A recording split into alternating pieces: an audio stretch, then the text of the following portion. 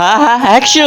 আর আমার সব জাদুর ক্যান্ডি গুলো তো নিচে পড়ে গিয়েছে। আরে এখানে কি পড়লো? আমি তো কিছু চোখে দেখি না, এটা খেয়ে দেখি। আরে কি হলো এটা? আমার চোখ তো ঠিক হয়ে গেছে। আরেকটা ক্যান্ডি খেয়ে দেখি কি হয়। আরে পুরন ড্রেস নতুন হয়ে গেছে। এখন আমাকে দেখতে হবে মেয়েটা কি কি করে। এই মেয়ে তুমি কান্না করো কেন? আপু আমার মুখে জঙ্গলি ভাইরাস হয়েছে, এটা চিকিৎসা করতে অনেক টাকা লাগবে, কিন্তু আমার কাছে এত টাকা নেই। আচ্ছা আমি এই ক্যান্ডিটা খেয়ে তোমার ঠিক করে দিয়েছি। আরে সত্যি তো আপু ঠিক হয়ে গেছে, ধন্যবাদ। মেয়েটা দেখি মানুষের উপকার করে। আমি হলাম শয়তান, আজকে আমি সবাইকে মেরে ফেলবো। আরে এই কি আমাকে সাপে কামড় মেরেছে, কেউ আমাকে বাঁচা। আরে ওই শয়তান মানুষটাকে তো সাপে কামড় দিয়েছে, দেখি আমি ওকে বাঁচাতে পারি নাকি। এই ক্যান্ডিটাকে দোয়া করি। আরে আমি তো বেঁচে গিয়েছি, তোমাকে অনেক ধন্যবাদ। মেয়েটা সত্যি ভালো কাম করতেছে। আরে আমার মাথার উপর কি পড়লো? কেউ আমাকে বাঁচা।